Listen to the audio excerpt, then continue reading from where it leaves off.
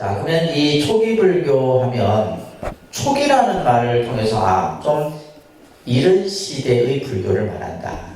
그죠? 그래서 언제에서 언제까지라고 했을 때 이 시기 구분점을 부처님 제세 시부터 부처님이 그죠? 제세했을 때부터 해서 언제까지 약 100년 정도를 이렇게 꼽아요.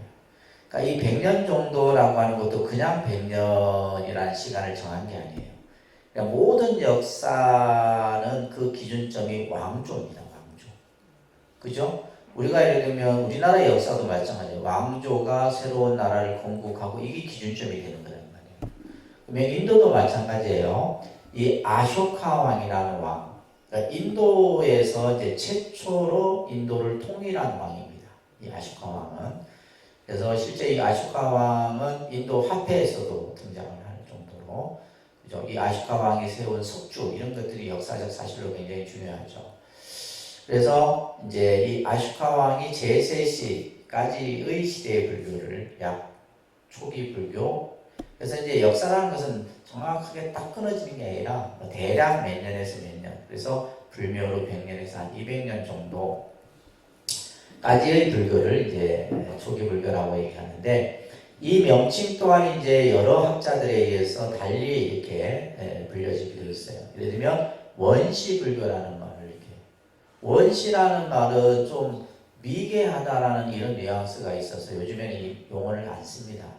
제가 이제 대학을 다닐 때는 원시 근본 불교라는 용어를 이제 이런 교재도 있어요. 교재도 있어갖고 제가 이제 대학에서 배울 때는 원시 근본 불교 이렇게 이제 이것을 이제 원시라는 말과 근본이라는 두 단어를 같이 또 합해서 원시 근본 불교 이렇게 표현하기도 하고, 또 때로는 뭐요?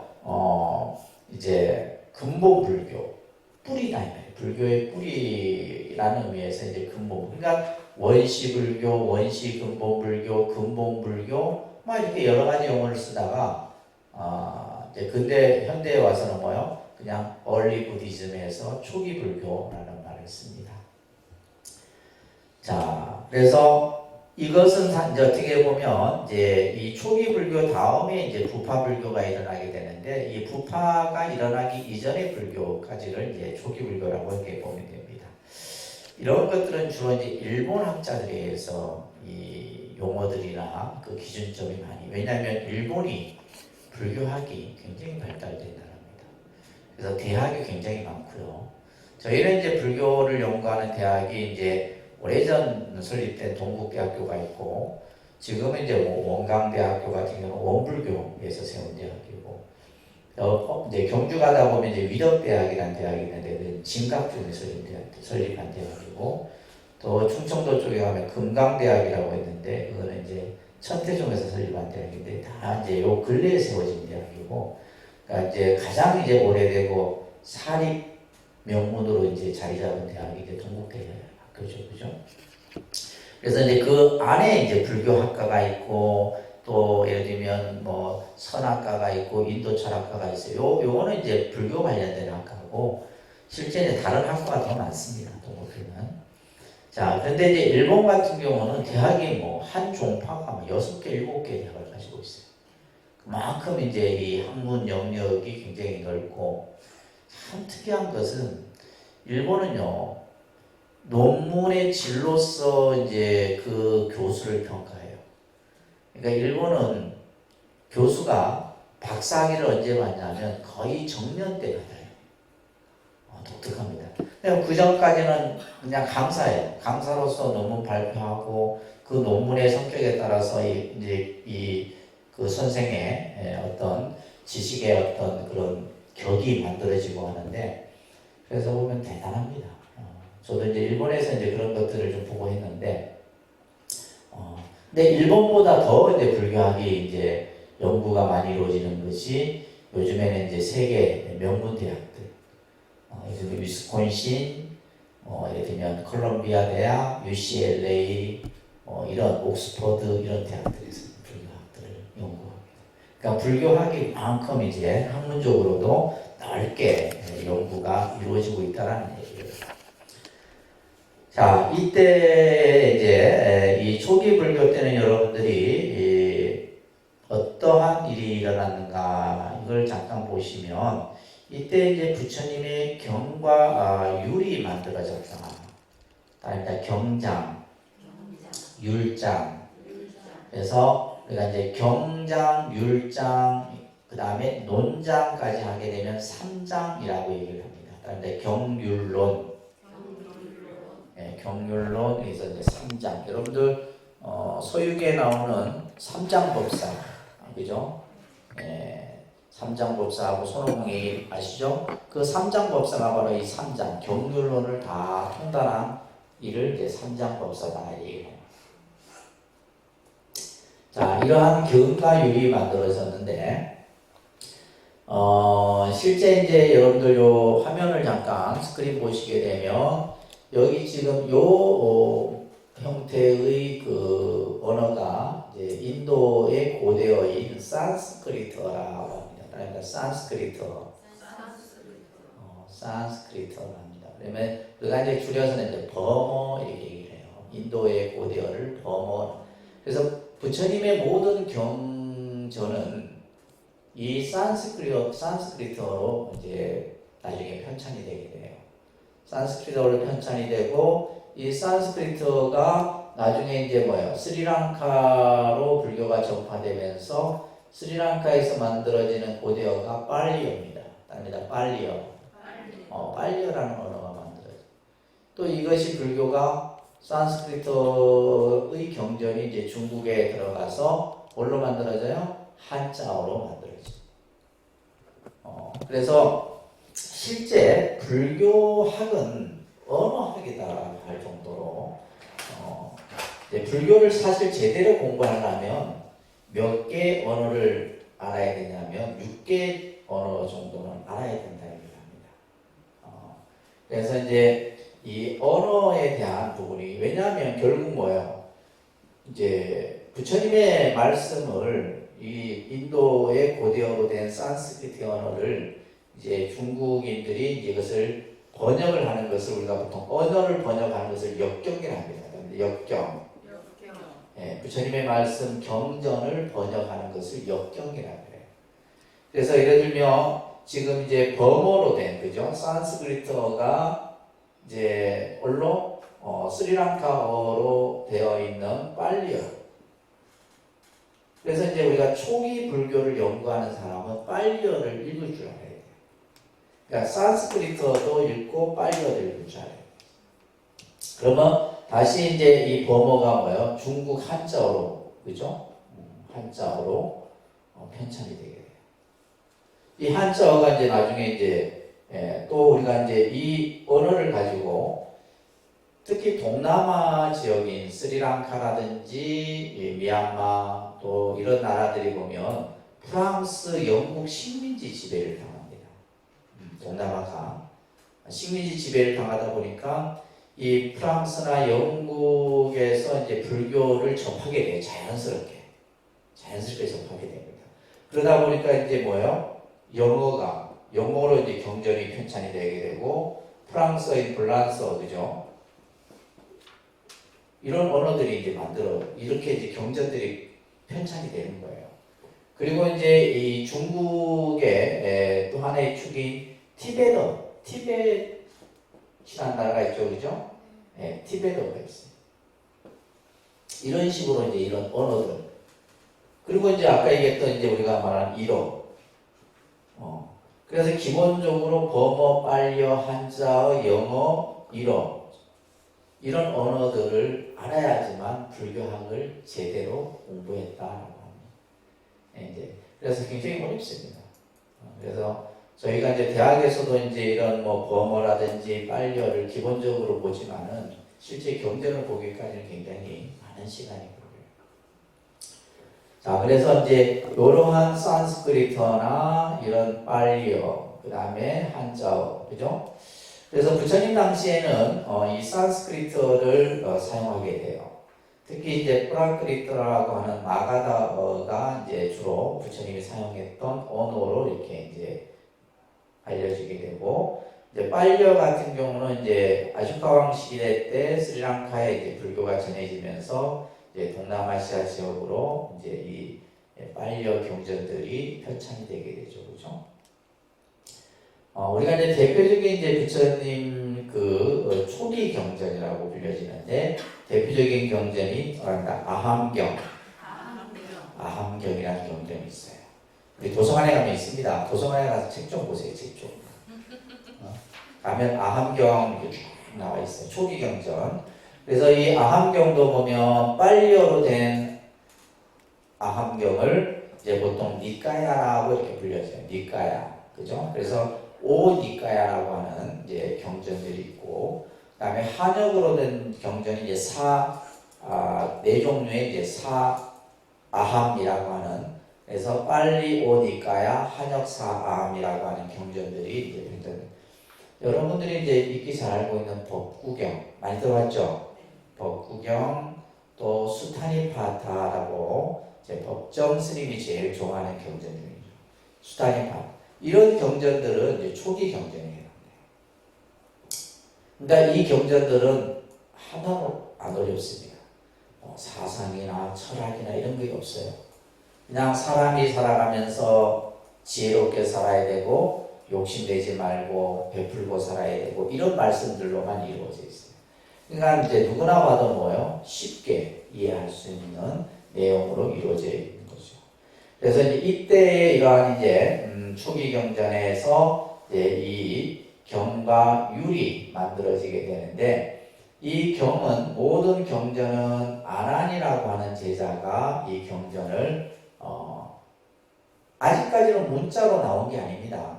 그러니까 이 아난존자가 전부 뭐예요? 암송을 하고 있었던 거예요. 다 기억을 하고 있었던 겁니다. 그러다가 이제 어떤 이제 일이 벌어지냐면 우리가 이제 이러한 경전들은 뭐 성경도 마찬가지예요. 성경도 예수님이 이제 돌아가신 후에 한참 뒤에 이제 이 성경도 편찬이 되게 되죠. 불경도 경전도 마찬가지입니다. 부처님이 열반하신 후 한참이 지나서 경전이 이제 우리가 이렇게 이제 책으로 편찬이 되게 되는데 경전을 이렇게 모아서 이제 하는 그러한 일을 결집이라고 합니다. 다른 데 결집한다. 책을 이제 부처님의 말씀을 전부 하나로 모으는 거예요. 부처님이 열반하시고 나서 얼마 안 있자 이제 스님들이 이제 막 뭐가 일어나요? 이제 부처님이 안 계시다 보니까 막 분란이 일어나기 시작하는 거예요. 그러면서 어떤 한 노비구가 이런 망언을 합니다. 이제 부처님이 안 계시니 예전에는 부처님이 계실 때는 이거는 해라 이거는 하지 마라 제약이 있었단 말이에요. 이제 부처님이 안 계시니 이제는 우리가 하고 싶은 대로 하자. 이런 식의 이제 선동을 하는 거예요. 이제 그 얘기를 듣던 이제 부처님의 제자였던 가섭이라는 제자가 있어요. 가섭. 부처님의 이제 제일 상수 제자입니다. 이 가섭 존자가 이렇게 놔둬서는 안 되겠다. 부처님께서 49년간 우리들에게 했던 말씀들을 전부 모아야 되겠다. 그래서 이제 어디에서 이제 장소는 왕사성 칠렵굴이라고 하는 굴이 있어요. 저희가 이제 성지순례를 가면 이곳을 갑니다. 영축산 아래에 있어요. 칠렵굴.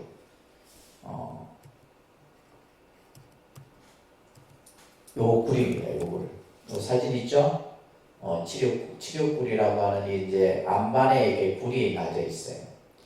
요 굴에서 당시 500명의 아라한 큰 이제 깨달음을 이루는 이들을 아라한이라는데 500명의 아라한을 모아서 부처님의 말씀을 이제 한 대로 결집을 하자 이렇게 한 거예요. 그러면 누가 할 것인가에 대해서 이제 이 가섭존자는 아난존자가 부처님을 가장 오랫동안 옆에서 시봉을 했어요. 그래서 늘 부처님의 말씀을 듣고 또 이 아난존자는 굉장히 총명해서 이제 부처님의 말씀을 전부 기억하고 그래서 경을 아난존자가 이제 그것을 이제 들었던 것을 쭉 500명의 아라한 앞에서 다 이제 풀어내는 거예요. 그리고 이제 율은 누가 해요? 율, 우발이라고 하는 이제 부처님의 제자 중에서 이제 지계의 제일로서 계율을 가장 잘 지켰던 제자인데 이 우발이가 이제 율을 전부 이제 어떻게 하냐면 어떤 방식으로 하냐면 아란존자가 경을 쭉 합니다.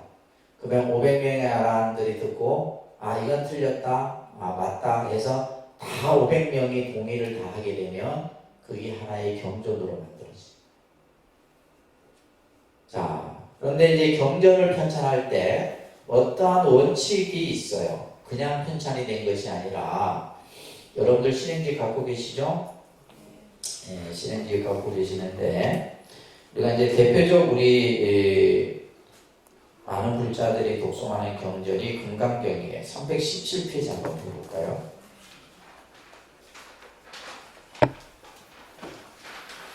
그래서 모든 경전은 반드시 첫 구전에 여시아문이라는 이 구절이 나와야 돼요. 여시아문. 그래서 이제 여시아문이라는 말은 자 여러분들도 이제 좀 한문이 나오면 아침부터 머리가 아프다 그러죠. 356쪽 한글로 넘어갈게요. 356쪽에 이와 같이 나는 들었습니다 라는 요 구절이 모든 경전의 첫 구절은 반드시 이와 같이 나는 들었습니다 라는 이 구절이 나와요. 여기에서 나는 누구예요? 그렇죠. 아난존자예요. 아난존자가 이와 같이 나는 들었습니다 라는 구절로 시작을 해요. 그래서 사실은 이게 이제 부처님 생전에 부처님 제자들이 부처님이시여 부처님이 열반하시고 나서 나중에 부처님의 말씀을 어떻게 정리하고 어떻게 기억하오리까 라고 했을 때 이렇게 방식을 일러주셨어요.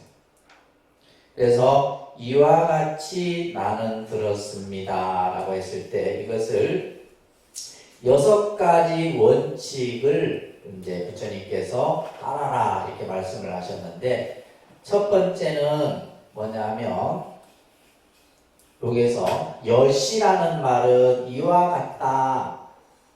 그죠? 이것을 이제 신이라 그래요. 신. 이와 같이 나는 뭐 했다? 들었다. 그래요. 신과 문의 의미가 여기에 담겨 있어요. 이와 같이 나는 들었습니다. 그래서 모든 경전은 항상 이 구절이 나와요. 아시겠죠? 우리 지금 신행집안에도 보면 아미타경에도 나오고 다 나와요. 일시에 어느 때에 시간이 나와요. 시간. 근데 예를 들면 뭐 몇 년도 몇 월 며칠 뭐 이게 아니라 어느 때에 이렇게 나와요. 이것을 시간이라고 해요. 일시에 누가 부처님께서 누가 이 설법을 했느냐 이것을 주라고 해요. 주.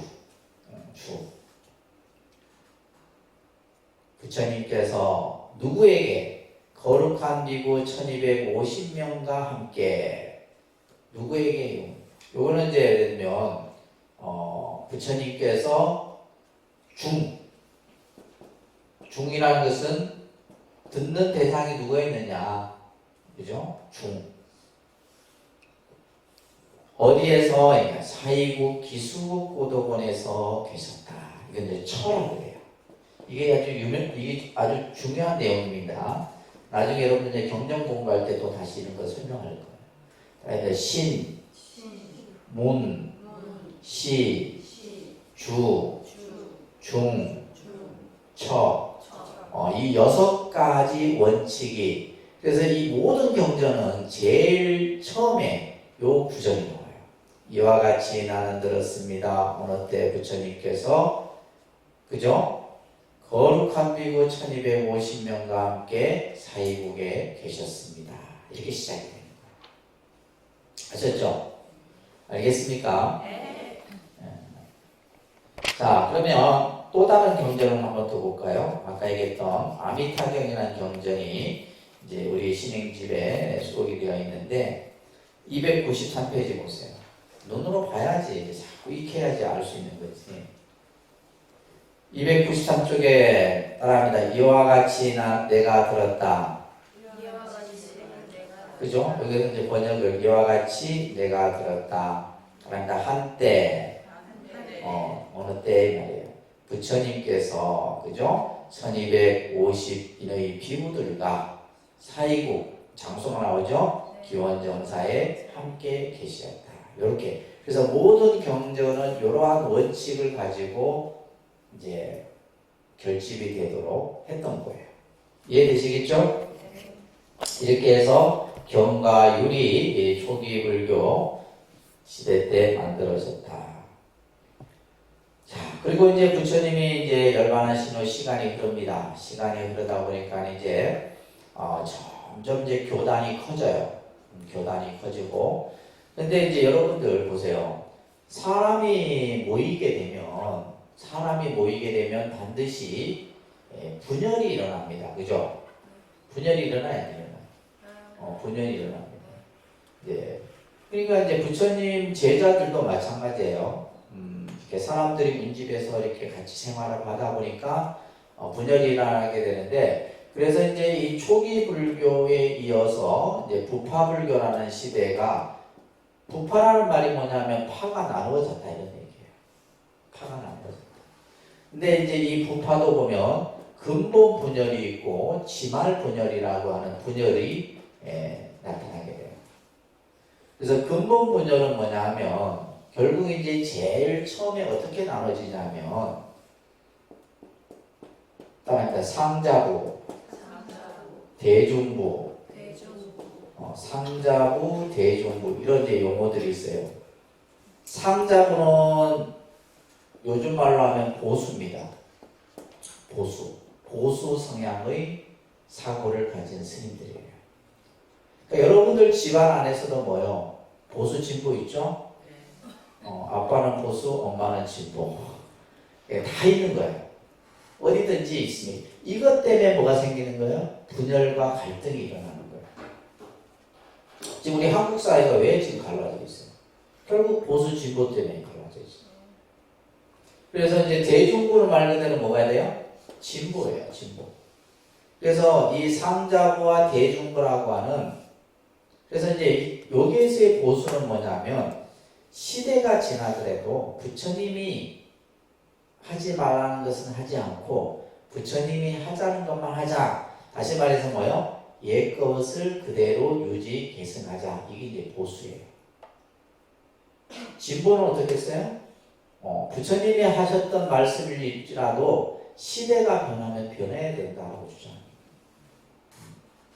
그러니까 이 두 이제 부파가 처음 나눠지게 되는데, 이것이 이제 바로 불천님 열반하신 후에 한 100년 정도의 시기에 이런 현상이 나타나게 돼요.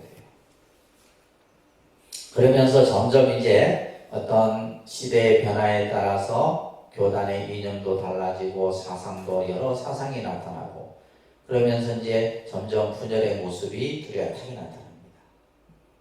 이것을 이제 우리는 뭐다 그래요? 부파불교 시대라고 얘기를 합니다. 교재글에 나와 있죠, 그죠? 그래서 이제 근본 분열은 이제 상자부와 대중부가 갈라지게 되는데, 그러다가 이제 이 지말 분열이 이루어지는데, 이 지말 분열은 뭐냐면 이 두 부파가 서로 논쟁을 벌입니다.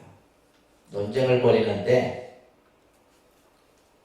부처님이 열반하신 후 이제 바이샬리라고 하는, 지금의 인도 바이샬리도 보면 상업 도시입니다. 우리 창원과 같은 그런 도시예요. 상업 도시다 보니까 뭐예요? 경제가 굉장히 활발하고 물물 교환이 이루어지고 교역이 발달하고 화폐가 생기고, 그죠? 이런 도시예요. 돈이 융통이 잘 되는 도시다. 이 바이샬리에서 10가지 문제를 가지고, 이제 쉽게 말해서 요즘 말로 뭐예요? 헌법 소원을 한 거예요. 이 10가지 문제가 타당하냐 타당하지 않느냐에 대한 얘기를 가지고, 그래서 예를 들면 이제 이 10가지 문제를 가지고 하게 되는데 어떤 것들이 있냐면, 여러분들 교재에도 나와 있죠, 그죠? 이제 대표적인 것이 이제 뭐냐면 음식과 관련된 문제예요.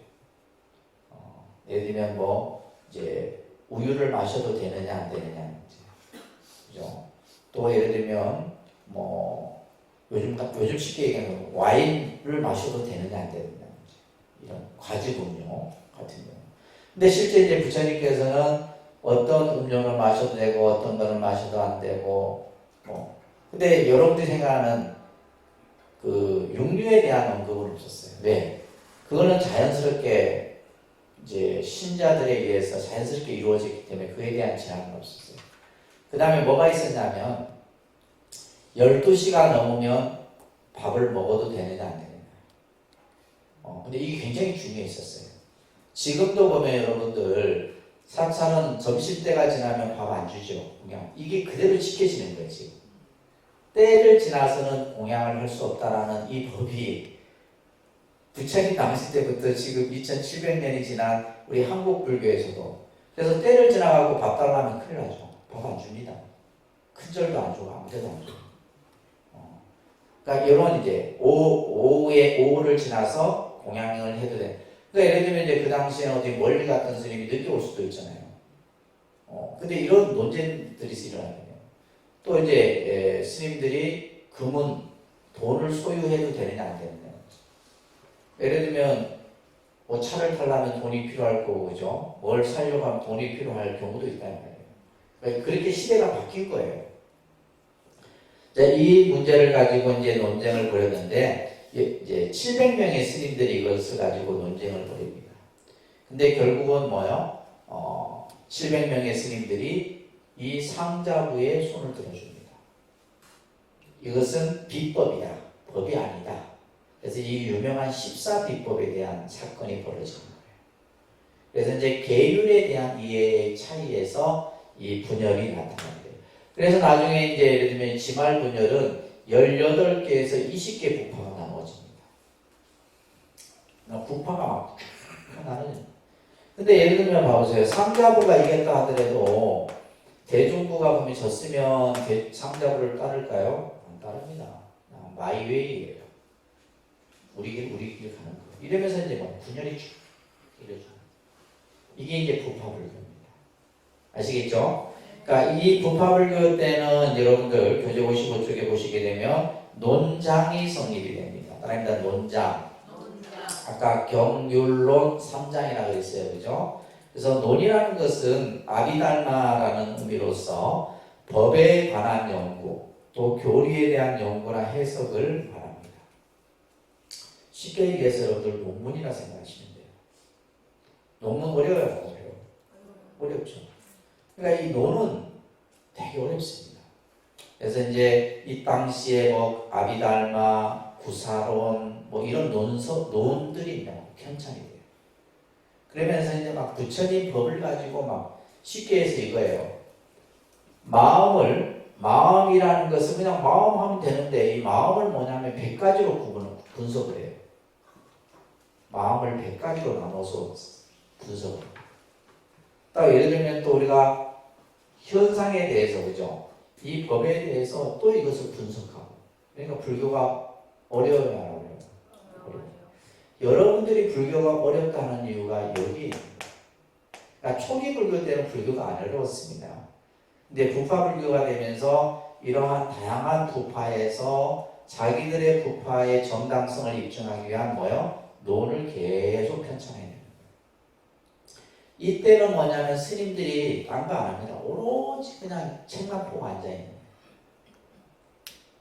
그래서 이제 우리가 흔히 말하는 뭐 마음과 법에 대해서 이런 연구들이 어마어마하게 일어나요.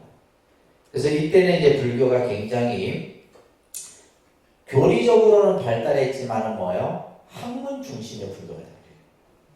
학문 중심의. 이게 중요한 겁니다. 교리적인 측면에서는 교리가 발달하고 논리적인 체계를 세웠지만은 학문 중심의 불교가 되다 보니까 대중들과는 뭐요? 괴리감이 생기겠죠. 그러니까 스님들은 중생들이 고통스러워하는지 괴로움에 빠졌는지 이건 신경도 안 써요. 오로지 뭐요? 절에서 그냥 연구만 하는.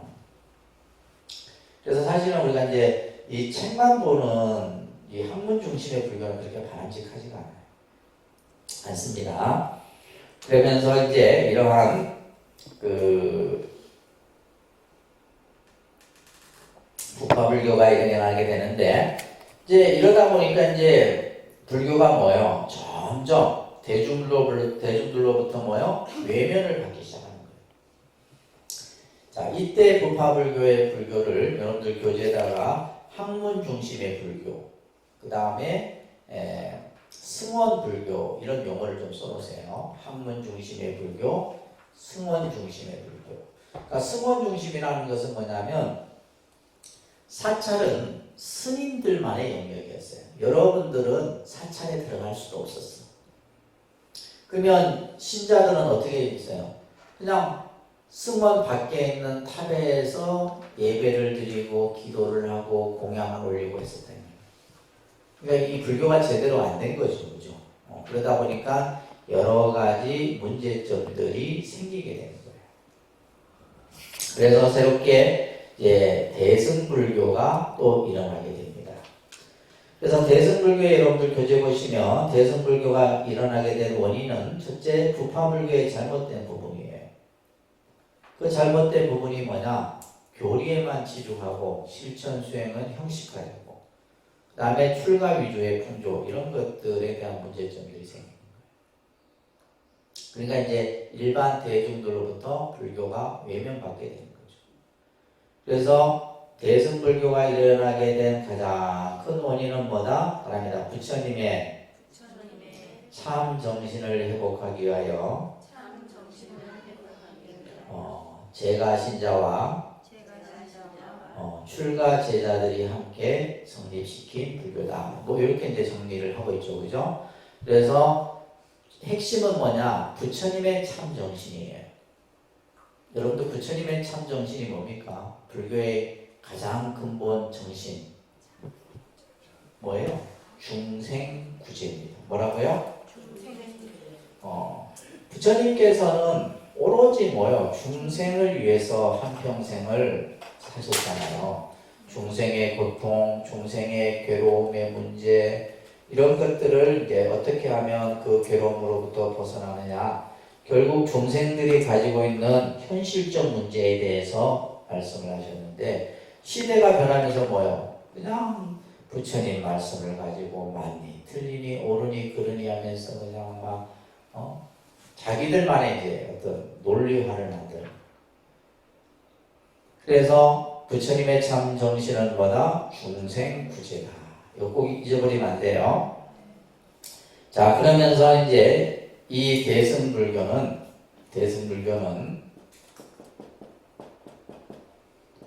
그죠? 부처님의 참 정신을 다시 살리자. 이렇게 해서 새롭게 일어난 불교 운동이에요. 그러면 이것을 누가 했냐? 제가 신자. 여러분들. 그죠? 가정에서 생업에 종사하면서 부처님을 믿는 제가 신자와 그 다음에 뭐요? 이제 대중부. 출가 제자들이 누구였냐면 진보 성향의 그죠? 진보 성향의 대중부와 같이 손을 잡습니다. 그래서 이 대중부의 진보 성향의 스님들과 제가자들이 근데 이제 아까 얘기했듯이 이 제가 신자들은 탑을 중심으로 신행생활을 했었다는 거예요. 탑. 그러니까 절 승원 안에는 들어가지 못하고 탑에. 그래서 여러분들 미얀마 안 가보셨죠? 미얀마가 참 좋습니다. 지금 이제 하도 이제 좀 이제 정부가 불안정해서 여행 저도 이제 미얀마를 2번 갔었는데 이 미얀마가 혼나 그냥 곳곳이 탑이에요. 그래서 거의 막 그냥 탑의 막 그냥 뭐 마을에도 탑이 있고 들어가는 입구에도 탑이 있고 그러니까 우리는 뭐냐면 사찰 법당 앞에만 탑을 세워놓잖아요. 근데 이제 미얀마는 마을 곳곳에 탑이 다 있습니다. 그래서 그 탑을 중심으로 해서 이제 신행 활동을 하게 됩니다. 그래서 이제 이 진보적 성향의 스님들과 함께 새로운 불교를 일으키기 위해서 그래서 이제 이 불탑을 중심으로 해서 기원전 1세기경에 부처님의 덕을 찬양하고 또 부처님의 위실력을 통해서 우리들이 살아가는 안식인명을 기원했던 이런 이제 그 신자들이 중심으로 해서 일어나게 돼요. 그러면서 이 대승불교는 새로운 어떤 인물을 만들게 돼요. 그 인물이 바로 뭐예요? 보살입니다. 뭐라고요? 보살이라고 하는 새로운 구도자의 인물을 설정하게 돼요. 그래서 이때 이제 이러한 그 대승불교가 일어날 수 있었던 여러 가지 대표적인 경전들이 나타나게 되는데 이 경전을 중심으로 해서 이제 대승불교가 쭉 발전이 되게 돼요. 여러분들 이제 교재 보시게 되면 이제 이 대승경전들이 이제 초기에 나타나는 대표적인 대승경전들이에요. 그러니까 반야경, 거의 2세기경에 만들어지게 되는데, 아니면 화엄경, 법화경, 융화경 이런 경전들은 대표적인 경전이에요. 그 중에서도 이제 이 반야경은 그 양이 어마어마합니다. 그래서 600부 반야가 이렇게 불려지는데 부처님이 49년 설법 중에 21년을 설한 경전이 바로 반야부 경전이에요. 49년 중에 거의 그죠? 반을 이 반야부 경전을 써있어요. 이 책 권수로 치면 몇 권? 600권. 그래서 아까 우리 봤던 금강경이 600권 중에 577권째에 해당돼요. 금강경이. 그리고 이 600권의 방대한 내용을 함축한 것이 뭐예요? 270자로 된 반야심경이에요. 아까 반야심경 한글로 오늘은 특별히 그죠? 독송을 했는데 그 짧은 그 270자로 된 한자로 된 반야심경이 600권을 함축해 놓은 거예요. 어마어마하죠. 여러분들이 이제 반야심경을 한 번 독송하는 것은 600부 반야경을 독송하는 것과 똑같은 거예요. 그래서 우리가 이제 불교에서 기도를 하거나 불공을 드리거나 제를 지내거나 할 때마다 항상 하는 것이 반야심경이에요. 거기에 뭐가 있다? 불교의 모든 핵심이 담겨 있는 거예요. 그러니까 여러분들이 읽으면서도 무슨 말인지 모르겠죠? 모릅니다. 모르는 게 당연한 거예요. 이걸 알면 이제 불교를 다 아는 거와 마찬가지예요. 반야심경을 아는 것은 불교를 다 아는 거나 마찬가지예요. 그리고 이제 화엄경 같은 경우도 아주 이제 그 가르침이 수승하죠. 그래서 이러한 이제 경전들을 통해서 보살의 수행이라든지, 그죠? 육바라밀의 수행이라든지 이런 가르침들이 쓰여지게 됩니다.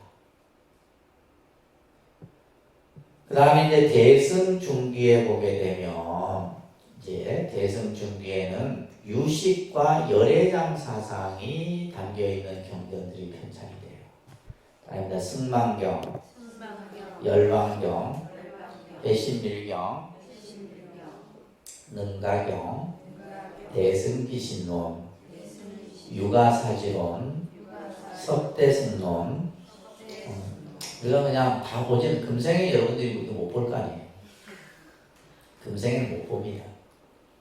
그래도 이 경명망이라도 한번 이렇게 읊어두면 혹시 알아요? 다음 생에 볼 수 있는 인연이 될지. 그러니까 우리가 불교 공부라는 것은 이렇게 어마어마한 겁니다. 사실. 아까도 얘기했잖아요. 반야경만 해도 600부 반야예요. 그 방대한 경전들을 우리가 이제 성경은 신구약 합해서 66권입니다. 성경은 신구약 다 합해서 66권, 100권도 채 안 돼요. 근데 이제 반야경만 해도 화엄경 같은 경우는 80권이에요. 80권 권수. 그래서 여러분들 해인사에 가면 8만 대장경 경판이 나무로 조성이 되어 있죠. 그죠? 고려 때 조성된 고려대장경이라고도 불려지는데 어마어마하지 않습니까? 그래서 이러한 방대한 경전들이 있는데요. 그래서 대승중기에는 이제 유식이나 열애장 사상은 뭘 얘기를 하냐면 마음에 대해서 유식은 이제 불교의 심리학이라고 불려집니다. 나중에 여러분들 전문과정에 가서 다 배울 거예요. 전문과정 가서도 이제 뭐 기본적인 것밖에 못 배우는데 저희가 이제 대학에서는 이렇게 나눠져요. 반야 사상 연구하는 사람, 화엄 사상 연구하는 사람, 법화 연구하는 사람 다 달라요. 연구 분야가 다 다릅니다. 한 사람이 이걸 다 어떻게 해요? 못해요.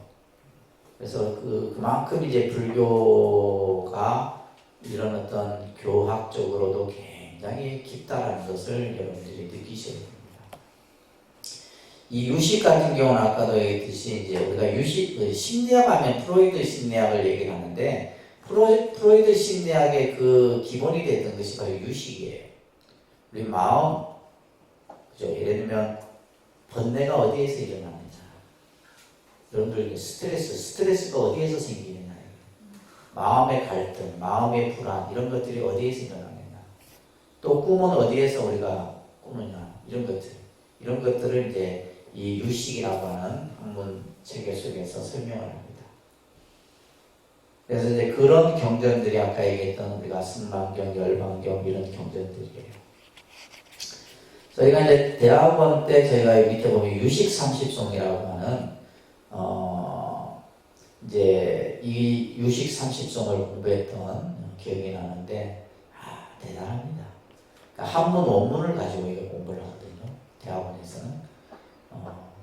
그래서 이제 그만큼 이 불교학이 다양한 거죠.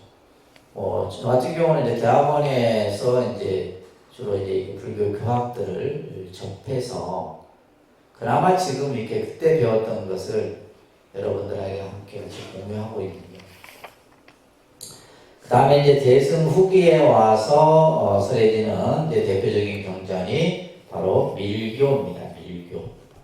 그래서 7세기경에 인도 불교가 이제 밀교화되어 가면서 이제 주로 밀교는 이제 대일경이라는 경을 중심으로 해서 나타나게 돼요. 그래서 이제 주로 이제 보면 주술, 진언을 중심으로 해서 이제 이러한 그 의식 형태의 이제 종교가 나타나. 그래서 티베트 불교 같은 경우는 밀교적 성격이 강하죠. 티베트. 그래서 예를 들면 옴마니맘메옴이라든지 그죠? 그래서 이제 우리 한국 불교도 보면 밀교적 요소가 많습니다. 그래서 여러분들 이제 불공할 때 보면 전부 이제 진언이라든지 다란이라든지 이런 것들은 다 밀교적 의식에 해당되는 거예요. 그러면 우리가 이제 생각할 때 많은 사람들이 인도에서 이렇게 불교가 크게 일어났는데 왜 인도에서 불교가 없어졌을까? 이것도 연구를 했겠죠, 그죠? 그래서 이제 그것을 내부적 요인과 외부적 요인으로 크게 살펴볼 수가 있는데, 아까 얘기했듯이 이제 인도에서 불교가 사라지게 된 내부적 요인은 너무 지나친 학문적 중심의 불교였다.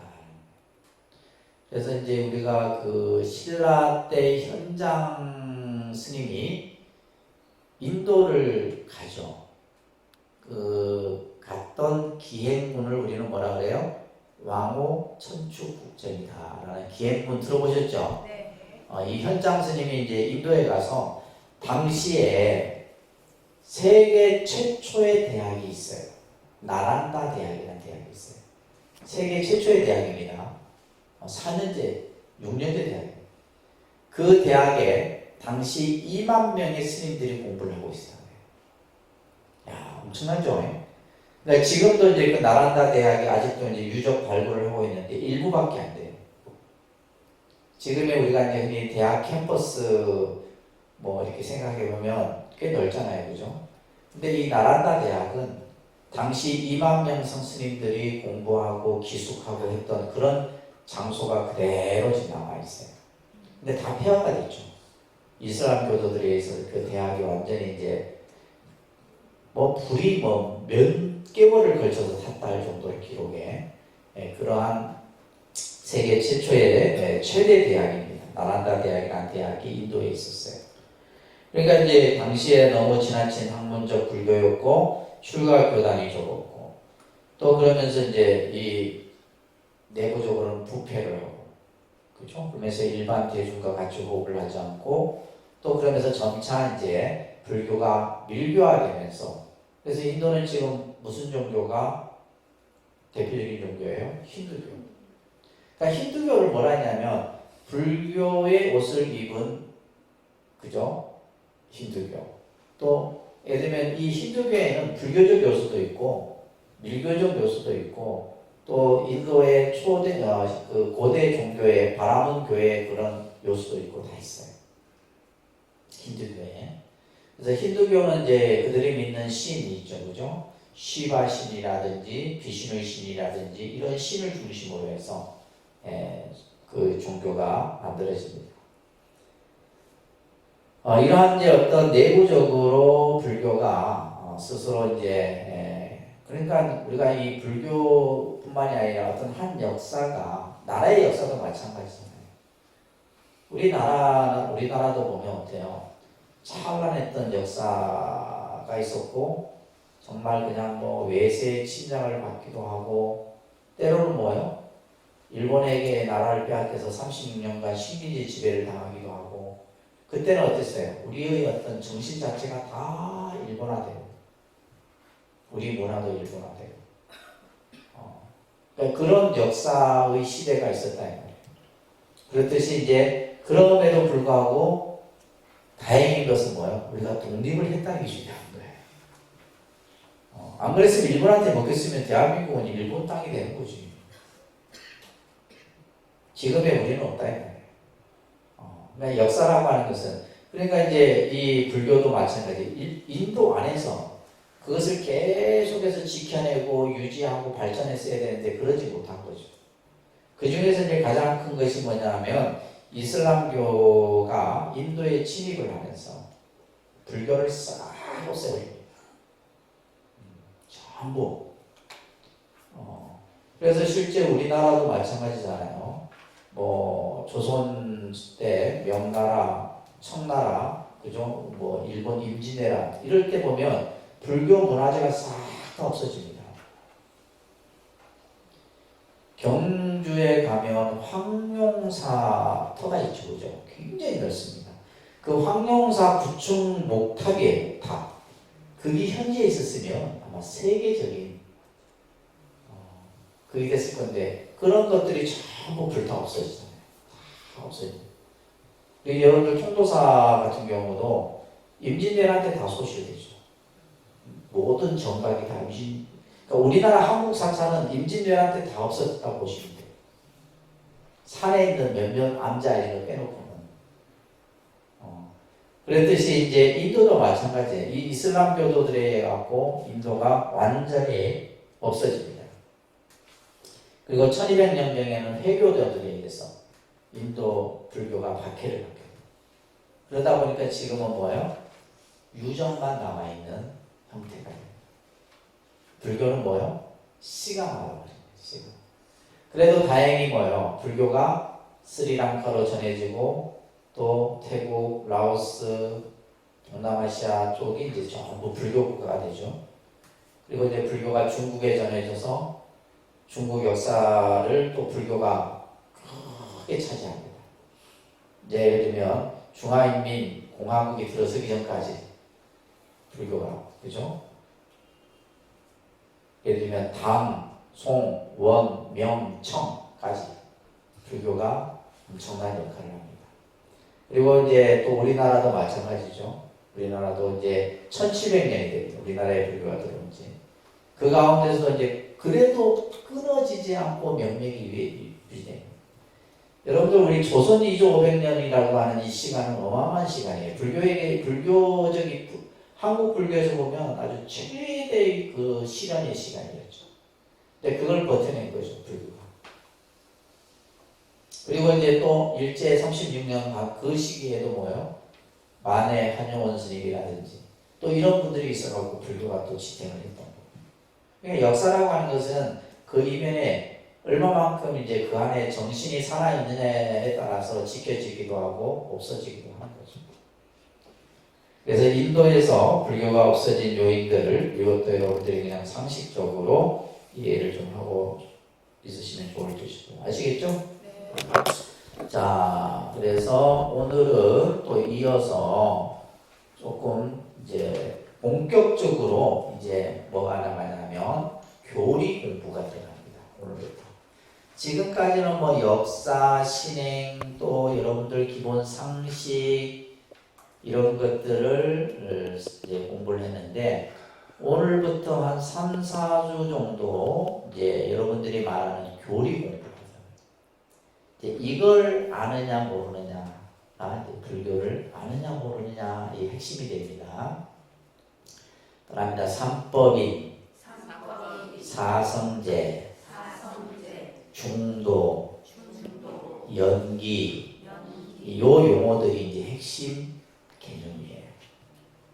자, 그래서 오늘은 삼법인을 한번 보겠습니다. 이제 오늘부터가 이제 교리 공부예요. 빠지면 안 됩니다. 이제 오늘부터가 이제 교리 공부를 요것만 사실 제대로 좀 알면 불교가 어떤 가르침인가 이렇게 이제 볼 수가 있는데 자 이제 먼저 한자 한번 써볼까요? 삼법 이 인자는 도장 인자입니다. 3이라는 것은 숫자예요. 근데 우리가 교리를 보게 되면 불교는 뭐 3, 6, 10 이런 이제 숫자들이 앞에 많이 나와요. 여기서 중요한 것은 이 법이라는 글자예요. 법. 이 법은 여러 가지 우리가 이제 한자로는 법법자죠, 그죠? 이 법은 어떤 의미들이 있냐면 첫째는 법칙. 규범이라는 한자적 뜻을 가지고 있어요. 그죠? 그러니까 일반적으로 이제 법 했을 때는 법칙이나 규범 이런 개념으로 많이 이해를 합니다. 두 번째는 이 법은 어떤 현상이라는 것은 나타난 모습을 말하는 거죠. 그죠? 현상. 이것을 법이라고도 쓰여집니다. 그 다음에 세 번째는 어떠한 이치. 그래서 이것을 보통 주로 이제 이법이다라고 이제 얘기를 하는데 이런 개념으로도 쓰여지기도 해요. 그래서 이제 우리가 한자라는 것은 한 뜻만 가지고 있는 게 아니라 여러 다양한 뜻을 가지고 있어요. 그래서 이제 우리가 지금 이 동북아시아권은 한자 문화권입니다. 이건 부인할 수가 없어요. 우리가 뭐 한글 뭐 사용하고 있지만 이게 실제 순수 한글은 얼마 안 됩니다. 여러분들 신문 펴놓고 보세요. 한글로 이렇게 쓰고 있지만은 뭐예요? 전부 한자어예요. 뭐예요? 명사 이런 것들은 전부 보면 한자예요. 그러니까 이제 이 한자라고 하는 것은 이 글자 안에 뭐야? 다양한 여러 가지의 뜻을 가지고 있는 거죠. 그래서 한자가 어려운 거예요. 그렇기 때문에 전체 문맥을 봐야 되고, 예를 들면 이제, 그죠? 그 개념을 이해를 해야 되는데, 자, 여기서 이제 법이라는 것은 이제 하나의 법리의 뜻이다. 다시 말해서 이치다, 이 말이에요.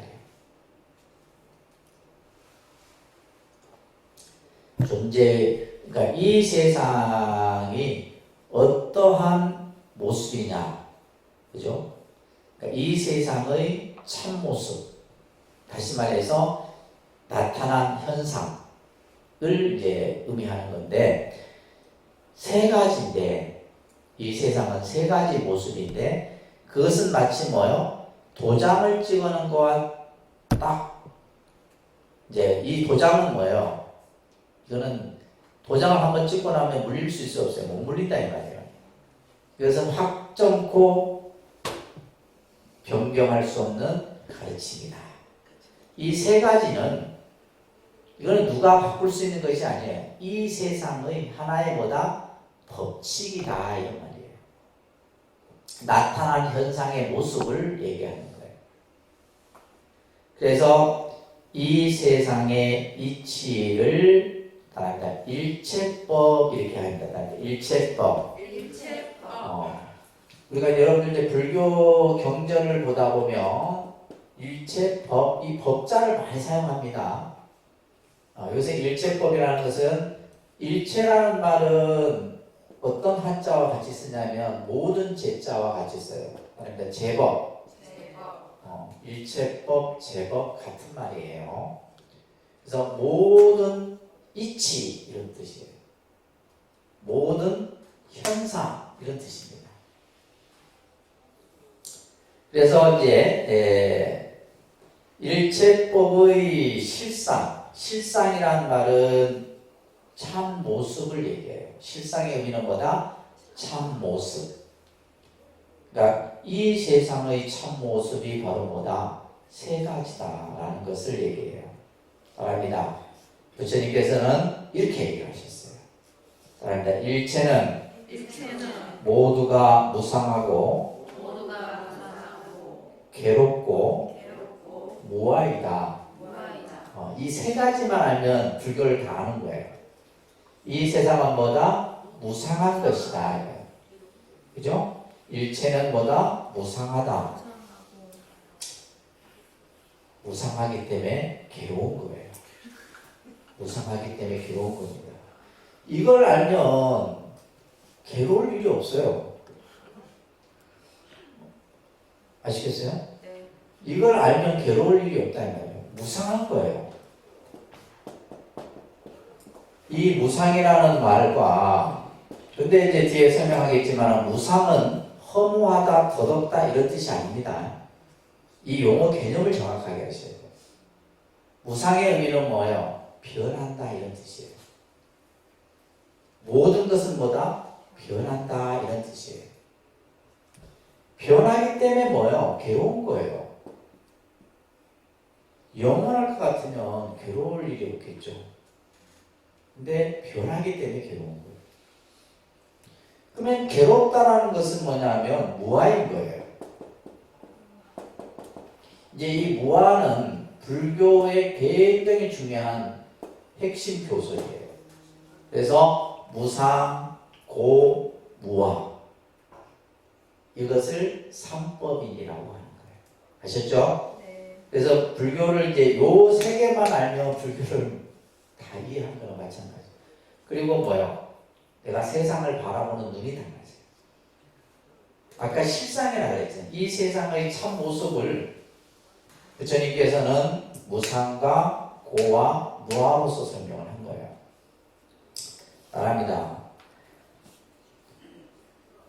색은 무상하고 무상한 것은 괴로움이고 괴로운 것은 무아이다. 수상 행식도 또한 그와 같다.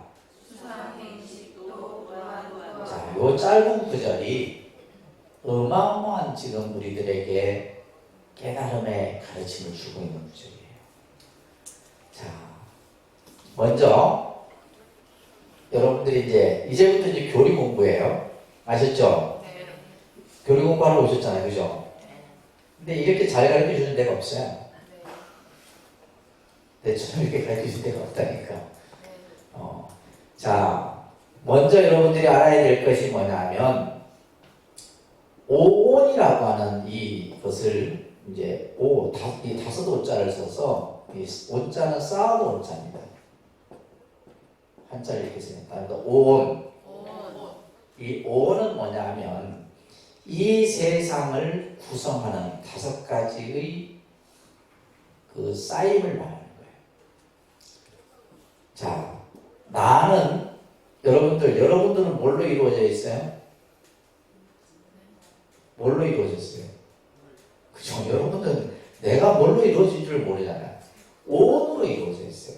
나는 뭘로 이루어져 있다? 오온으로 이루어져 있다. 그죠? 불교가 이렇게 아주 막 그냥 과학적이고 그냥 아주 그냥 이 하나하나 아까 이런 개념들이 어디서 생겼다? 부파불교에서 생긴 거예요. 근데 사실은 이제 이런 개념은 뭐 이렇게 막 너무 막 복잡한 게 아니니까 자 보시면 이 오온이 뭐냐면 따라합니다. 색, 수, 상, 행, 식. 우리 아까 반야신경에도 오온이 나왔어요. 그죠? 다음입니다. 색수상행식. 이거 다 외우셔야 돼요. 이번에 색수상행식이 뭐냐? 이게 한글로 써놓으면 저는 밋밋해서 잘 몰라요. 이게 다 한자입니다. 한자. 한자인데 지금 내가 한글로 써놓은 거죠. 그죠? 이 색이에요. 색. 색은 뭘 의미를 하냐면 이 색은 물질입니다. 뭐라고요? 물질. 자, 그러면 물질의 요소. 우리가 이제 물질은 여러 가지 요소들이 있는데 그 요소를 이루고 있는 가장 기본적인 요소를 사대라고 합니다. 따라합니다. 사대. 네 가지의 물질의 구분을 합니다. 네 가지로. 따라합니다. 지수화풍. 들어보셨죠? 우리 이 몸뚱아리는 이 육체는 지수합풍으로 이루어져 있어요. 여러분들 이 육체 끌고 다니는 몸뚱아리 있죠? 이건 뭘로 이루어져 있다? 지수화풍 네 가지의 요소로 이루어져 있어요. 지는 우리가 이제 흔히 말하는 땅이에요. 수는 물이고 화는 불이고 풍은 바람이에요. 이 요소로 내가 이루어져 있기 때문에 이 몸뚱아리가. 지는 아까 얘기했듯이 이거는 딱딱한 거죠. 그래서 내 몸에 손톱, 뼈, 근육 이거는 지예요. 그래서 우리가 이제 사람이 땅을 받고 살면 좀 건강합니다. 우리 몸 자체가 몸이 그죠? 그래서 땅의 기운이 굉장히 중요한 거예요. 요즘 맨날 막 그냥 맨발 걷기 하잖아. 본인 몸이 뭘로 이루어질지도 모르고 그렇게 걷고 있다. 우리 몸이 뼈나 딱딱한 것은 지예요. 우리 몸의 7, 80%가 뭐예요? 수분이죠.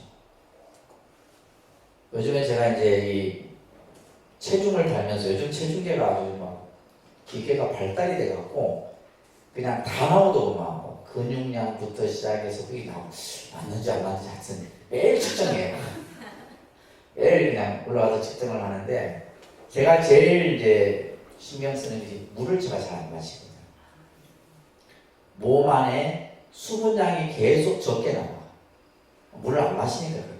체내에 그러니까 우리가 보통 이제 제가 치료를 받을 때 그 치료해 주시는 분이 하루에 2리터 이상은 마셔요. 여러분들 2리터 마셔요?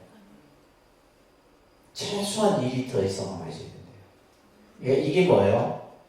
나이가 들수록 나이가 들어갈수록 우리 몸에 뭐가 빠지는 거예요? 수분이 빠지니까 여러분들 손발이 거친 거예요. 피부가. 그죠? 수분이 없어지는 거예요. 수분이. 그래서 그 체중계 보니까 체내 수분량도 나와. 근데 수분량이 보면 적게 나와요. 제가 또 이제 유심히 보는 게 뭐냐면, 네, 그죠? 근육량. 근력이 또 제가 지금 없거든. 요즘 아침마다 밤에 제가 8시 되면 근력 키우려고 여기 또 마당을 한 1시간씩 뛰고 돌고 막 앉고 막 이렇게 하는데 근육량. 체내 근육량도 제가 지금 없어요. 그러니까 예를 들면 이제 우리 이 물이 몸 안에 그 물이라고 하는 것은 이 수는 뭐예요? 혈액, 침, 땀, 호르몬, 우리 몸 안에 있는 림프까지도 전부 수분이에요. 그죠? 그래서 몸의 7, 80%가 우리 몸의 수분이에요. 그 다음에 이 화는 뭐냐면 화는 뭐예요? 우리 몸의 체온이에요. 사람의 적정 체온이 있죠? 36도. 우리 얼마 전에 이제 이름도 잊어버렸는데 뭐예요? 코로나. 이제 요즘에 또 간혹 다시 유행할 거라는 소식도 들리고 하는데 다른 이제 그거겠죠. 그죠? 이제 예를 들면 우리 코로나 맨날 뭐 검사했어요? 체온 검사했어요. 이게 화예요. 화. 그러니까 우리가 예를 들면 이제 몸에 갑자기 열이 팍 난다든가 체온이 탁 떨어진다든가 이게 화예요. 불기운. 그 다음에 뭐예요? 풍은 뭐냐면 호흡이에요. 산소를 들여 마시고 우리 몸 안에 있는 이산화탄소를 호흡 중요합니다. 내가 아까 누워갖고 내가 숨을 후 들여 마셨다 내쉬지 못하면 어떻게 돼요? 죽는 거예요. 그래서 부처님이 생과 사가 어디에 있느냐? 호흡지간에 있다. 이렇게 얘기를 하셨어요. 그래서 우리가 이제 보면 갓난아이, 갓 태어난 아이를 보면 그 아이의 숨을 쉴 때 보면 어떻게 쉬어요? 안 바꾸나? 배가 볼록볼록 뭘 해요? 복식호흡을 하는 거예요. 우리는 이미 태아에 있을 때, 어머니 뱃속에 있을 때 이 태아는 복식호흡을 하고 있었어요. 근데 우리가 이제 성장하면서 점점 우리는 뭘로 바뀌어요? 흉식호흡으로 바뀝니다. 복식호흡을 안 하고 흉식호흡을 해요. 그러면서 나이가 들수록 어떻게 해요? 호흡의 길이가 길어져요, 짧아져요? 짧아지고 있어요, 여러분들 지금. 그러니까 결국에는 이제 죽을 때 되면 뭐요? 꼴가락 하는 거지. 숨을 못 쉬는 거예요. 그게 죽음이에요. 그래서 이 우리의 4대의 지수화풍으로 우리 몸뚱아리가 이루어져 있는 거예요. 자, 그 다음에 이제 이 색은 그렇고 수는 이거는 뭐냐면 이 네 가지는 이거는 정신적인 거예요. 그래서 우리가 이제 흔히 우리 몸은 나라고 하는 것은 뭘로 이루어져 있다? 물질과 정신으로 이루어져 있는 거예요. 아셨죠? 네. 나는 물질과 정신으로 이루어져 있는 거예요. 정신적인 요소. 그러면 정신적인 요소에 있어서 수는 뭐냐면 이거는 느낌이에요. 그것을 감수라고 해요. 감수. 괴롭다, 즐겁다, 그저 그렇다 이런 느낌들. 그래서 우리가 느낌을 받죠. 그럼 수라고 해요. 꼭 어떤 내 몸에 부딪혀서가 아니라 그냥 우리는 눈으로도 느끼고 귀로도 느끼고 막 냄새로도 느끼고 다 느낍니다. 이 느낌을 수라고 해요. 수. 그 다음에 이게 중요해요. 상. 이 상은 뭐냐면 표상이라고 그러는데 이 표상은 뭐냐면 이미지예요. 예를 들면 내가 사람을 보면서 저 사람 참 선하게 생겼다. 이건 뭐예요? 내 정신에서 뭐예요? 상의 작용이 이루어지는 거예요. 그죠? 우리가 가을에 이렇게 물드는 낙엽을 보고 뭔가 쓸쓸하고 그죠? 또 오늘 한 해가 다 가는구나. 이건 뭐야? 상의 작용. 똑같은 물인데도 여름에는 시원하게 느껴지죠. 물이. 이게 상이에요. 표상이라고 해요. 내 스스로 이미지에서 떠올리는 거예요. 생각을 떠올려서 만드는 것을 상이라고 해요. 그리고 이 행은 뭐예요? 우리의 정신작용은 이거는 늘 뭐냐면 움직임. 우리의 생각, 정신은 끊임없이 변합니다. 생각을. 이래 생각했다가 저 생각하고 이게 계속 생각이 가요. 부처님 말씀에 인간이 한 생각을 일으키는 가운데 여러분 한 생각 일으키잖아요. 한 생각을 일으키는 그 한 생각 속에 900번 우리가 이미 벌써 생각을 일으켰다 없었다 하는 게 900번 일으켰다 없었다 그래요. 그래서 900생멸이 일어난다 그래요. 한 생각 속에.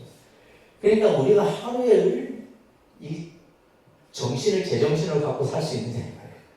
5만 가지 생각들을 다 일으키는 거예요. 무엇을 보고 듣고 느끼고 하면서 그죠? 이것을 행위라고. 가장 중요한 것은 이것은 식인데 이건 뭐냐면 인식입니다. 이건 뭐라고요? 인식.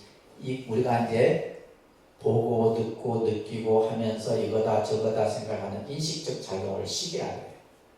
그래서 이제 불교에서 아까 유식이라 했잖아요. 그러니까 이 유식에서 이제 사람이 어떻게 인식하고 번뇌가 어디에서 뭐 때문에 일어나고 마음이 왜 괴롭고 이런 것들을 전부 밝혀내고 있습니다. 프로이드도 불교의 유식을 공부합니다. 유식을 공부했기 때문에 프로이드의 심리학 개론이 나온 거예요. 따라합니다. 색수삼행식. 요건 이제 앞으로 여러분들 불교 공부하는 동안에 계속 나올 거예요. 이 오온에 대해서. 그래서 오온은 뭐다? 나를 구성하는 5가지 쌓임을 오온이라 한다. 그것은 뭐다? 물질과 정신으로 이루어져 있는 것. 자, 그런데 부처님께서는 색은 뭐하다 그랬어요? 무상하다. 물질이 무상해야 안 무나? 물질은 무상하다는 말은 변한다 이런 뜻이에요. 변해요, 안 변해요? 변하잖아요. 우리 지수화풍 4대는 변한다 이 말이에요. 변하는 겁니다. 그렇기 때문에 뭐 한 거예요? 괴로운 거예요. 그러니까 여러분들이 젊음을 계속 유지하면 아무리 용 써보세요. 그 젊음이 유지되나? 보톡스를 맞고 뭘 하고 해도 소용없어요. 결국에는 썩어 없어질 이 몸뚱아리다 이 말이에요. 언젠가는 병이 들어야 되고 언젠가는 죽어야 되고 그죠? 죽고 나면 불에 끄슬리든지 땅에 묻든지 뭐 둘 중에 하나 해야 돼요. 이 몸뚱아리가 그렇다 이 말이에요. 괴로운 거예요. 괴로움의 존재. 사실은 이 몸뚱아리 때문에 우리가 괴로운 겁니다. 큰 선생님들이 이런 법을 내세요. 이 몸뚱아리를 그냥 먹이고 입히고 유지하고 보존하려고 우리가 얼마나 발버둥 치고 사냐. 그렇잖아요, 그죠? 맨날 씻겨야 되지, 입혀야 되지, 또 뭐요? 먹여야 되지. 안 먹으면 기운이 없어서 못 살아요. 그러니까 이 몸뚱아리를 유지하고 굴리기 위해서 우리가 얼마나 힘들게 살아가고 있나. 이 몸뚱아리에 대한 애착 또한 얼마나 많아요. 근데 이게 저하고 뭐냐면 괴로움이라는 거예요. 안 들으려고 막 용수제 그냥 안 죽으려고 막 그냥 온갖 것 다 하죠. 근데 이거는 왜 그래요? 무아이기 때문에 그렇다. 내게 아니기 때문에. 여러분들 몸뚱아리가 내 겁니까? 내 거라 생각하세요? 그래서 우리는 내 몸이라 생각하지. 내 몸이라 했을 때 여러분들 죽으면 안 돼요. 늙으면 안 되고 병들면 안 된다. 왜? 내가 내 거라 했을 때 내 마음대로 할 수 있어야 되는데 내 몸뚱아리는 내 게 아니에요. 그러면 뭐예요? 잠시 인연에 의해서 만들어졌다가 인연이 닿으면 없어지는 존재인 거예요. 이 세상에 내 거는 하나도 없어요. 단지 여러분들이 뭐예요? 내 거라는 이름을 붙여놓은 거지. 그래서 내 남편이다, 내 아내다, 내 자식이다 이름을 붙여놨지만은 어느 것 하나 내 게 있어요? 없어요. 다 떠나는 존재들이에요. 이걸 부처님께서 말씀하신 거예요. 그래서 제가 보세요. 그래서 따라합니다. 재행무상. 모든 것은 변한다. 이런 말이에요. 모든 것은 뭐한다? 변한다. 그러니까 여러분들 모든 것은 변하는데 자꾸 사람 마음 가지고 어찌 마음이 변하냐? 당연히 마음도 변하는 거예요. 아시겠어요? 어제 마음 다르고 오늘 마음 다르다 이 말이에요. 아침에 마음 다르고 점심에 마음 달라요. 그래야 그래요. 맞아요. 여러분들도 마음 변하면서 괜히 그냥 남편한테 왜 마음이 자꾸 변하냐 그래요. 변하는 거예요. 마음. 아시겠죠? 네. 그래서 모든 현상은 다 변하는 거예요. 한순간도 정지됨이 없다 이 말이에요. 한순간도 정지됨이 없이 변화하는 것. 이것을 생멸변화라고 그래요. 그러니까 생멸변화. 생멸변화. 자 보세요. 이게 지금 이게 누구예요? 그죠? 엄청 잘생겼잖아요. 잘생긴 사람이 이렇게 되는 거예요. 백블록이 되고 이게 무상한 거예요. 여러분들도 다 그냥 20대가 다 있었잖아요. 근데 지금 보면 뭐, 그죠? 거울 보기 싫죠? 그런 거예요. 이게 무상한 거예요. 이게 무상하다는 것이 허무하다, 더럽다 이런 개념이 아닙니다. 변하는 거예요. 우리 육체도 변하고 마음도 변하고 그래서 무상의 뜻은 뭐다? 변한다 이런 뜻이에요. 아시겠죠? 네. 무상이라는 말을 허무주의나 감상주의로 받아들여요. 대부분 사람들이 무상하다는 말을 이렇게 이해를 하는 거예요. 그 의미 자체가 다릅니다. 그래서 항상 그대로의 모습을 간직하고 있지 않다. 그래서 여러분들 보시면 저도 이제 증명사진이 있는데 10대, 20대, 30대, 40대 쭉 사진을 펼쳐놓고 보면 다 틀려요. 분명히 난데 내를 찍은 사진인데도 보고 전부 다 달라요. 그게 뭐예요? 아, 내가 이렇게 변하는구나 이렇게 느끼셔야 돼요. 아시겠죠? 그래서 증명사진 좀 잘 좀 찍어요. 찍어서 좀 한 장씩 내고 사진 아직 안 낸 분들 있죠? 사진 내세요. 그래서 항상 그대로의 모습을 간직하고 있다는 것이 없다. 그래서 무상의 종류가 보면 하나님들 일기무상, 기간에 걸쳐 생겨요. 이거 뭐예요? 봄, 여름, 가을, 겨울. 계절은 이거는 일기무상에 해당돼요. 그죠? 계절의 변화. 이거 무상한 거죠. 그래서 그래도 이제 뭐예요? 또 겨울이 가고 봄이 오면 새싹이 또 도는 거예요. 또 푸른 잎이 생기고 또 가을이 되면 낙엽이 또 떨어지고 이게 무상한 거예요. 일기무상이랍니다. 또 뭐예요? 여러분들이 유아기, 아동기, 청년기, 그죠? 그 다음에 중년기, 노년기 이건 일기무상이에요. 찰나무상이라는 게 찰나무상. 찰나무상은 찰나라는 말 순간순간 무상을 나타내는데 우리가 이제 가장 살아가면서 무상함을 느끼는 것이 내가 사랑하는 사람과의 이별이에요. 사람은 여기에서 가장 무상함을 느낍니다.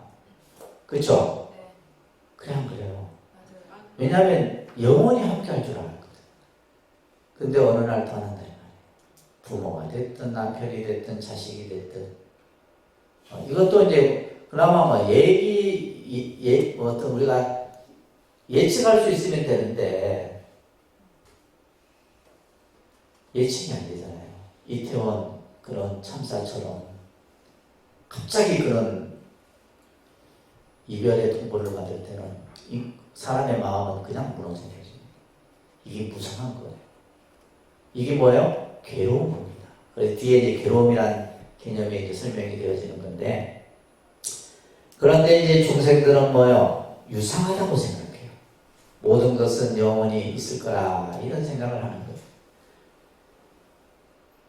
재산이든 권력이든 자식이든 그죠? 이것이 영원할 거라 생각해요. 근데 안 그렇습니다. 무상한 거예요. 무상하다는 생각만 가져도 여러분들이 마음에 고통이 좀 덜합니다. 근데 자꾸 내가 이거는 영원히 나랑 함께 할 거야 이 생각을 하니까 그걸 지키기 위해서 더 고통이 따르는 거예요. 제일 무상한 게 뭐냐면 권력입니다. 권력. 건불 10년이라잖아요. 10년도 못 가. 네. 그래서 이런 것들이 전부 우리는 유상하다고 생각하는데 부처님께서는 왜 이렇게 무상을 설했느냐. 첫째, 우리의 잘못된 생각을 깨우치게 합니다.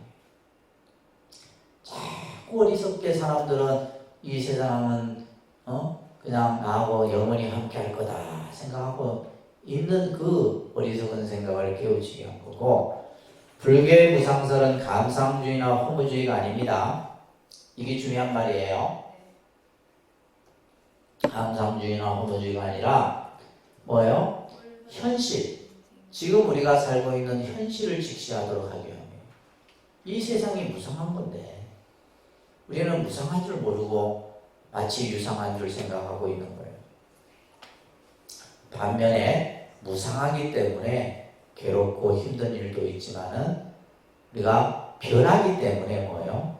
우리 삶을 불행함을 행복으로 바꿀 수 있고 가난한 사람이 부자가 될 수 있고 이게 전부 무상의 원리예요. 아시겠죠? 네. 그래서 부처님께서는 많은 경전에서 이 무상에 대한 가르침을 설하고 계시는 거예요. 자, 무상하기 때문에 괴로움이라 그랬어요. 그죠? 다음에 여러분들 쭉 넘기셔서 일체계고로 한번 넘어가 봅니다. 일체계고. 다음에 일체계고. 모두가 괴로움이에요. 이 괴로움을 자꾸 부정적인 개념으로 생각하시면 안 돼요. 그냥 괴롭다. 그럼 뭐가 괴롭냐 이 말이에요. 그죠? 무상하기 때문에 괴로운 거다 이 말이에요. 변하기 때문에 괴로운 거예요. 우리 중생의 입장에서 보면. 자, 그래서 이 괴로움을 인도 범어로는 듀카 이렇게 얘기합니다. 듀카 이렇게. 이 듀카의 반대가 수카. 우리 카페 이름이 수카바죠? 고의 반대의 인도 말이에요. 수카바띠라고 해서 행복, 평안 이런 뜻이에요. 아시겠죠? 제가 저 카페 이름 짓는다고 내가 이 범어를 다 뒤져봤네. 좋은 것도 딴 데서 다 쓰고 있고 그래갖고 이 고의 반대가 수카라는 말이에요. 수카바. 자, 이 고라는 말을, 이 두카라는 말을, 자, 우리가 한번 생각해 보세요. 어떨 때 괴롭느냐? 어떨 때 괴로우세요? 그 괴롭다는 게 과연 뭐냐? 우리는 괴롭다는데 과연 그 괴로움이 뭐냐? 또 어떨 때 그 괴롭다라고 우리는 생각하느냐? 그죠? 요걸 이렇게 생각하는 사람이 지혜로운 사람이에요. 그냥 괴롭다라는 그 자체에 빠져갖고 그냥 우울하고 그냥 우울증에 걸리고 그냥 막 공황장애 걸리고 이러면 안 돼.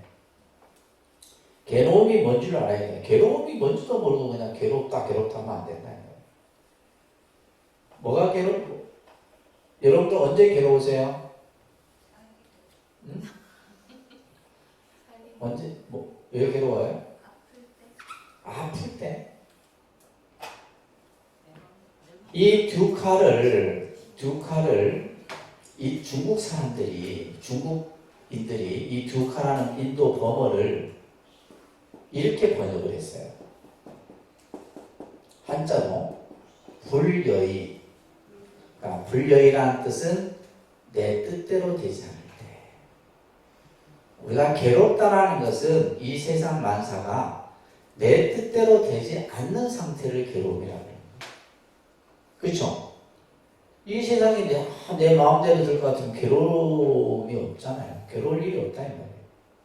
괴로움이라는 것은 내 뜻대로 되지 않는 때.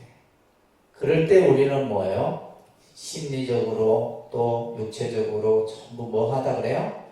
힘이 든다. 이런 말을 씁니다. 여러분들 힘들죠? 우리가 예를 들면 힘들다라는 내가 어떤 심리적으로 느낄 때는 뭐예요? 내가 지금 몸과 마음이 괴로운 상태예요. 힘들다. 저는 이제 힘들다는 소리를 잘합니다. 근데 힘들다까지만 하면 되는데 저는 꼭 뒤에 죽겠다 소리를 꼭 해요. 이게 무의식적으로. 근데 그거 고쳐야 되는데 그냥 아유 힘들다 이러면 되는데 우리는 뭐야? 힘들어 죽겠다. 배고프면 되는데 배고파 죽겠다. 배부르는까지는 괜찮은데 배불러 죽겠다. 뒤에 죽겠다는 말 안 붙여야 돼 사실. 그죠? 그래서 우리는 뭐냐? 이 심리적으로 힘이 들다 이런 뜻이에요. 괴로움이라는 것은 뭐다? 힘이 든 상태를 얘기해요. 그래서 이제 이 괴로움의 가르침을 우리가 이제 다음 시간 이어서 좀 더 공부를 하도록 하겠습니다. 아시겠죠?